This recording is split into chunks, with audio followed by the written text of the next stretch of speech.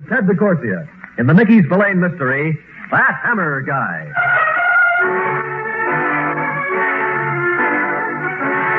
Grand Central is as crowded as a Glasgow department store on Trisdale Day. You're broken feeling it through the sardine packed to your train when you're intercepted by somebody's suitcase parked smack in your path, and down you go.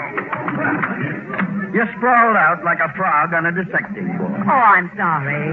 For somebody who belongs to the suitcase is as slick as a European sports car. She's one of the few dames you've seen with that new short haircut who doesn't look like a refugee from an Italian movie. Oh, I hope you didn't injure anything. Just my dignity. I'm really sorry. Forget it. Those things happen. Well, if I could have gotten a red cap, it wouldn't have. I suppose I just have to manage myself. Oh, wait a minute. Let me handle them for you. Oh, please, I don't want to trouble you. All my trouble should be like this. What train? The chief. Oh, my train, too. So it's no trouble at all. Well, it's very nice of you. Here, let me take that one, too. No, thank you. I can manage it. But it's the biggest. No, really, as I said, I can manage. And she does manage the big piece of luggage all the way to her compartment, and with surprisingly little effort. You figure this chick can take care of herself in the clinches. You also figure the trip to Chicago isn't going to be as dull as you expected. Thank you very much, Mr. Mike Hammer.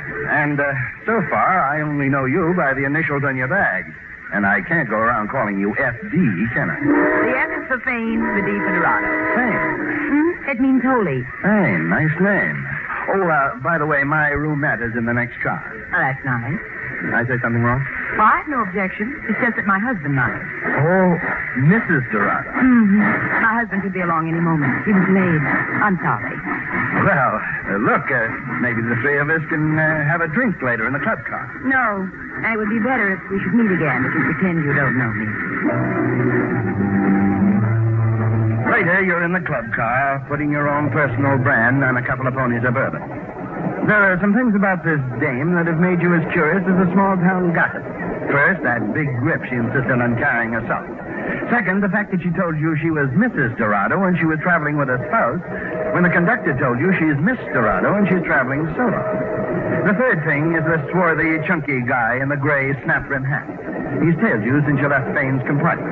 And, except to order a drink, he hasn't taken his eye off. When the curiosity gets to itch like a rash, you go back to her compartment. Yeah? Is this Fane Dorado's compartment? That's right. What about it? Well, is she here? She's here. Well, I want to talk to her. Well, go ahead. Talk. Huh? I'm Fane Dorado. You said you want to talk to me, so talk. For all you know, this dame could be Fane Dorado, but she sure isn't the one you helped, even though they could pass the sisters. Now your curiosity is itching more than ever. You start back for the club car to have a meet with the swarthy guy in the gray hat, but you only get as far as the platform. Every sound has a meaning all its own, and the crack of a gunshot has its own special meaning of disaster. When you get back to the compartment, you find the woman you talked to a minute ago. You find her sprawled out on the seat. This time, she has nothing to say. This time, she's dead.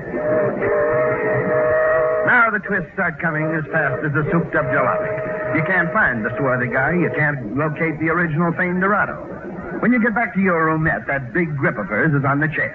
When you get it open, you find out that it has nothing but paper in it, but paying paper, the currency of the realm. You don't have to count it, Mr. Hammer. It adds up to exactly 100,000. When you swing around, you come face to face with the first Fane Dorado and the nasty nickel-plated automatic she points at. I'm sure I don't have to warn you not to move. I guess so, considering the corpse in your compartment. If you think I did it, you're wrong. You can't prove it by me. She was killed by mistake. I'm the one who's supposed to be dead. They're after me. You arranged for her to take your place, is that it? Yes, but I didn't think they'd kill. I was just playing for time. To get away with this dough? That should be obvious now. It should also be obvious you're going to have a tough sledding from here on in. Maybe impossible without help. Meaning? You've been around. You don't need a floor plan. Now, why should you help me? We're what you might call kindred souls. Two minds with but a single thought. The money. Like I said, you don't need a floor plan. And I can use 50% of that bill. Well, you're asking an awful lot. You don't figure life is worth $50,000? I guess this is no time to bargain. A deal? All right, a deal. I suppose you want to know where the money came from? Well, partners shouldn't keep secrets from each other, should they? I'm sort of a traveling woman for the syndicate. My job is to make certain stops and deliver cash. For payoff.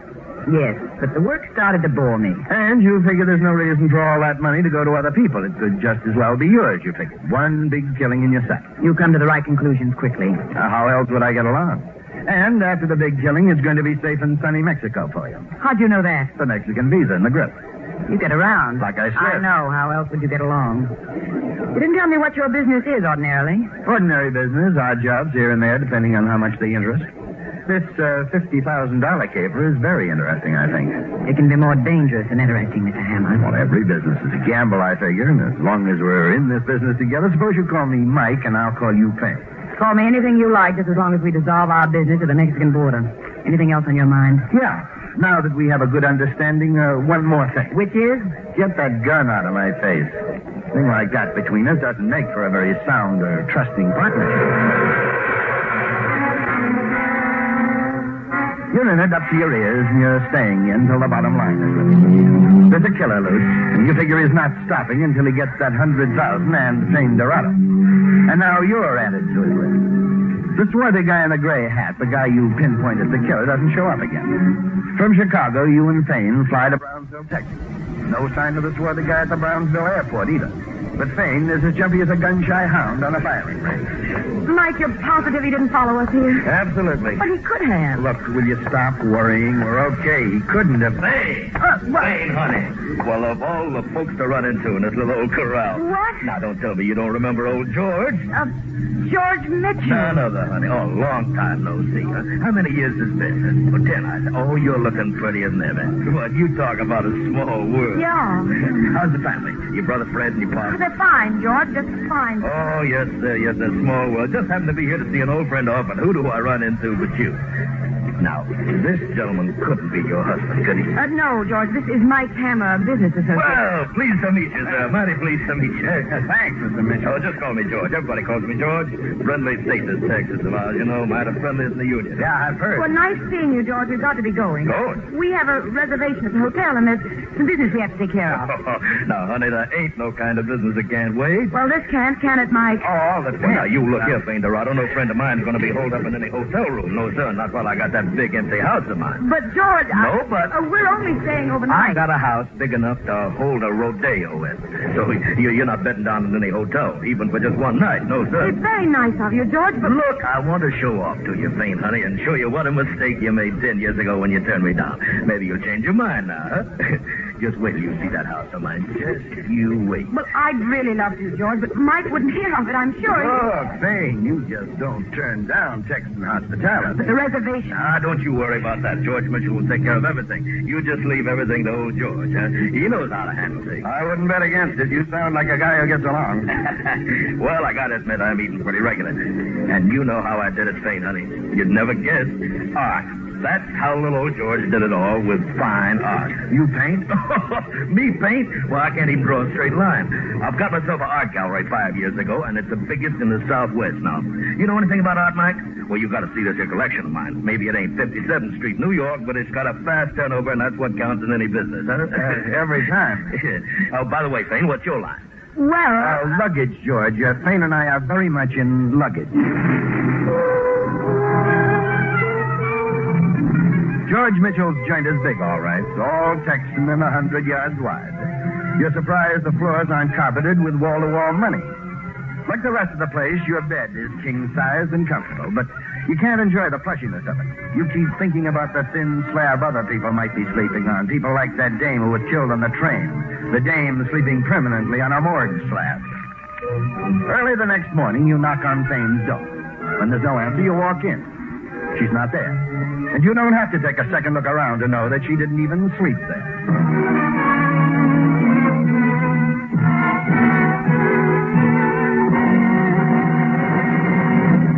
In just a moment, we'll return to the Mickey Spillane mystery, The Hammer Guy. You go to his art gallery to wait for him and you browse around. Like everything else, the gallery itself is oversized. You're only there a couple of minutes when this guy sidles up to you. Now that is what I call a picture. He's gawking at a Renoir. Ain't she a beaut? She's all right. All right. You blind or something? Not when it comes to that picture over there. That Lautrec character? Nothing. Well, like the man said, everybody to his own taste. That Lautrec had taste in his mouth with those pictures of beat-up bags he all the time painted. No class, just dames. Dance hall bimbos. Well, how come you're such an expert? How come? Well, you know how it is. With some guys, it's living dolls. With others, it's the bank tales. Me, I'm the sensitive type. My pals don't call me Van Gogh for nothing, you know. And if the artists didn't paint women? They all paint dames, friend, the good ones. Only some of them really got the know-how. Such as Renoir. Such as. None of this modern Picasso stuff. All skin and bones and 3 heads. Give me the old-fashioned girls every time. The classic type. Every time. You gotta remember, taste like mine has to be cultivated. It don't grow on trees, you know. It just don't happen all by itself. You gotta get around, see things. You just remember that, friend. When he gives you that final piece of advice, you remember something, but not about art. You remember this guy. He isn't wearing any gray snap-brim hat now, but he's the swarthy guy who tailed you on the train. See any art annual, friend? You tail him when he walks out. He's standing in a corner waiting for a light to change. You're in the middle of the block getting set to cross over. You're just stepping off the curb when from out of nowhere this car comes at you like a shot out of a gun. You jump back and scramble up on the sidewalk. You have the satisfaction of getting the plate number of the car. But when you look around, the swarthy guy is as scarce as an air conditioning salesman in a Yukon. You do a checkout on the license plate number. It's in the name of a Walter Hill. You go to the address on Beaumont Road. The car's in a garage in the rear of a dilapidated shack. The order was a hot rod. The garage floor is lousy with tools. The red-headed guy is working on the motor, handling it like a mother handles a new baby. Your name, Hill, Walter Hill? Yeah. I want to talk to you. Can't you see I'm busy? Come back some other time. I'm busy. You were even busier an hour ago downtown on El Paso Boulevard.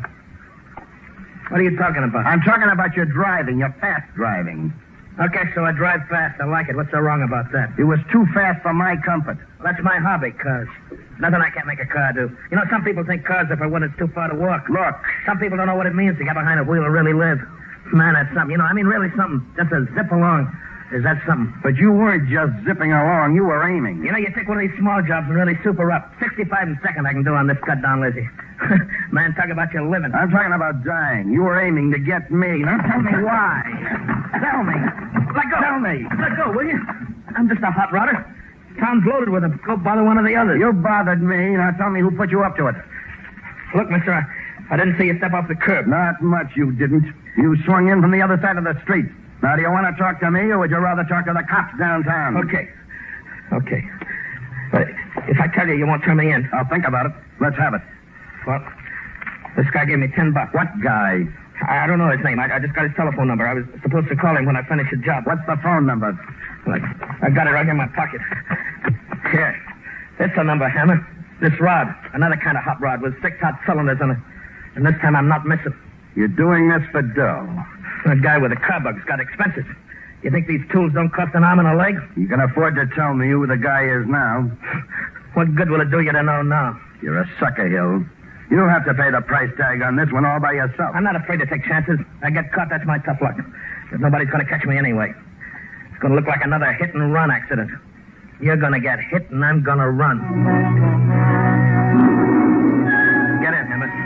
You're doing the driving. I'll tell you where to go and when to stop. You slide in behind the wheel. Man, am I going to have a ball.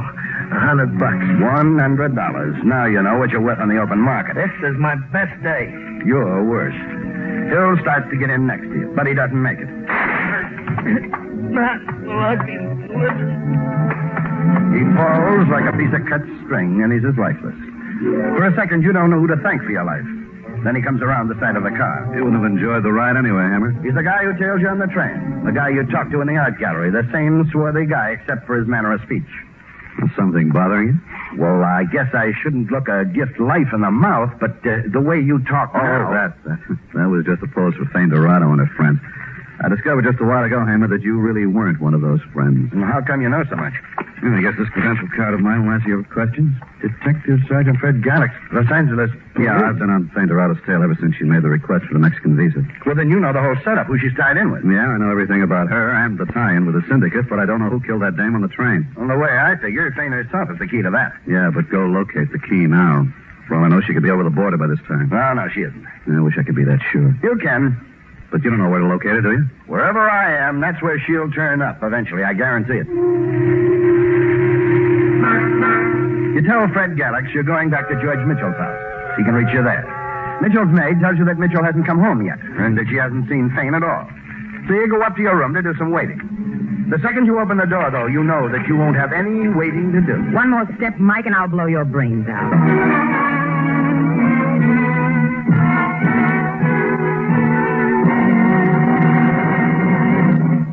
In just a moment, we'll return to the Mickey Spillane mystery, That Hammer Guy. And now, back to the Mickey Spillane mystery, That Hammer Guy. Just as you figured it, Fane Dorado came back to you. And even though that nickel-plated gun of hers is shoving its nose in your face, you give out with a big, broad smile. You'll be smiling on the other side of your face. You're right, honey. I figured you'd have caught up with me hours ago. Never mind the jokes, just start digging, and you know what I want you to come up with. Gee, honest, you got me there. Stop stalling. I'm in a hurry. Let me have that visa. Oh, that. I'm waiting. The visa. Now, is that a way for partners to act, you pointing a gun at me? It's just where it's going to stay until you hand over my visa. Well, you don't think I'm chump enough to have it on me. Then where is it? Well, like all good investments, I put it in a safe place, and that's where it's staying, Fane, until I get my share of that dough. Well, partner, what do you say to that? What's there to say? Well, you can show your complete understanding by shoving that gun back in the bag. Satisfied? Couldn't be happier. You know, Mike, I gotta hand it to you. Oh, you will, honey. Every cent of my hat. That all you think about? Money. The gun didn't work. Nothing else will either. All right. Now, let's have our board of directors meeting to discuss future business. Make it short. Well, it'll only take as long as it takes to put that $50,000 in my pocket. You don't have to worry now. You'll get yours. Who's worried? I just want to know when we close the books on this corporation. Tonight, all right? Suits me. Where? And there's a warehouse downtown. I'll tell you how to get there in a minute. But you just make sure you bring that visa. Well, I'll bring it, but you remember your part of the deal. I wouldn't want to lose any of this newfound confidence in my partner. Don't worry. You can count on me, partner. Fane Dorado gives you the directions of how to get to your meet with her at the warehouse. After she leaves Mitchell's house, a phone call comes in for you from Fred Gallix. I'm at the Panhandle Hotel, room 456. Got something hotter than a branding iron. Get her as fast as you can make it. You rush over to the hotel to meet Fred Gallix, but you don't make it fast enough. By the time you get to his room, he's there all right, but sprawled out on the floor, an ugly slug hole in his back. When you roll his body over, you spot the pencil stub and matchbook cover clutched in his hand. On the inside of the cover, he'd managed to scrawl something. The writing is uneven and interrupted, but its meaning is clear enough. It makes you more itchy than ever for that payoff meet with Fane Dorado at that deserted warehouse. Come on in, Mike. I'm sorry I'm late. I hope you didn't worry too much about me. I knew you'd come. It's real nice when two partners understand each other like we do. Let's get on to business. Oh, now, don't rush on my account. I'm not on your account. Anxious to get going to Mexico, huh? If you don't mind. Why should I? After all, this partnership of ours will be dissolved when we complete this deal. So let's complete it. Okay, but you know what they say about haste makes... You have the visa? Sure. Deal's a deal, isn't it? All right, then give it to me. Now, it's not that I don't trust you, honey, but there's that $50,000 that's supposed to be handed over to me. I haven't got it. What? But it's here. Huh? She means I got it, Hammer. Oh. I got it right here in this suitcase. Mitchell. Life's full of little surprises, isn't it, Mike? Like I said, the airport's a small world. You insisted on holding out on my visa. Can you hate me for protecting my interest? I can kill you for it. Now, that gun looks real familiar, Fane. You know what they say, familiarity breeds contempt. Mitchell here is sure to find that out, too. Don't worry your little old head about me. Walt Hill. You hired him to get me. He didn't, so I saved $100. And that gallery of yours. Just the front, Hammer. I know, for the syndicate. But Fane and me are through with the syndicate, aren't we, Fane? That's right, George. Fane and me, we're going into business for ourselves in little old Mexico. If you make it across the border. Don't you worry about us. We'll make it. You may have to kill others. I don't think so. Just you, Hammer. Maybe you'll get away with it, but killing a cop, that's a hard rap to beat. So you know about Gallix, huh? You're not the only one who gets around, Mitchell. Yeah, but you're through getting around. In the right, Fane. That's absolutely right, George. Right. You see, Hammer? About that dame on the train. Still a small world. I was on that train, too. If the syndicate thought Fane was dead, it'd give us time to skip to Mexico. Pretty neat little plan, huh? You know what they say about the best laid plans of mice and men? I mean rats. Oh, now, is that a nice way to be talking about your ex-partner? Your ex-partner, too, George. Huh? You heard me, George. Stay right where you are. Oh, Fame, honey, what I'll make it fast, snappy, and unpleasant. Life is full of surprises in such a small world, George. You just got to expect. You shut up. I'm the one who gets the last laugh on both of you. Well, thank Fast you. and snappy, I told you. I'm not splitting the money in that suitcase with anybody. I didn't go through all the trouble to give up any of it. Well, what's the idea? The idea, Georgie, is to leave you and Mike here. Well, now, Fame, don't be crazy. You won't get away with it. I'll try. I'll tell you that. I'll try. Well, I'll find you. You try this, and I'll find you, and I'll hound you A down. dead hound can't track anything down. Now, what's so funny? Well, the joke's on you, Fame, honey. I'm the one who gets the last laugh. You want to die laughing? Go ahead, Well, it's laugh. almost worth it. Such a big joke, huh? Money in that suitcase that couldn't get you a ride on a Mexican streetcar, all of it together. What? It's phony. Huh? Counterfeit.